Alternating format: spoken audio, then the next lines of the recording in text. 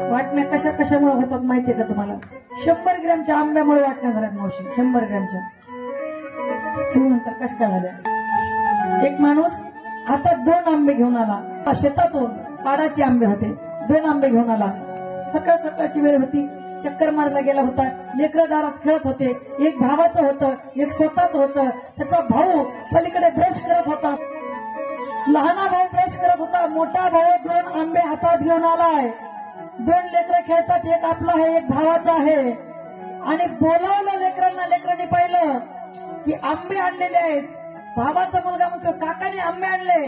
स्वतःचा मुलगा म्हणतो माझ्या पप्पाने आंबे आणले. आणि जवळ तो माणूस आलेला आहे 2 हातात आंबे घेऊन. पण ऐका ना, एका हातात जरा मोठा आंबा होता, एका हातात जरा छोटा आंबा होता. मोठ्या आंब्याकडून भावाचा मुलगा होता, छोट्या आंब्याकडून स्वतःचा मुलगा होता. आणि आंबा देत असताना जवळ पोरं आले. त्यांनी असे आंबे नाही दिले पोरांच्या हातात, त्यांनी असे आंबे दिले. कसे दिले? असे दिले. हे पाहिलं भावानं. दुसऱ्याच दिवशी बैठक टाकली, अजिबात एकत्र राहायचं. 100 ग्रॅमच्या आंब्यावरून वाटण्या होतात आपल्या, 100 ग्रॅमच्या आंब्यावरून.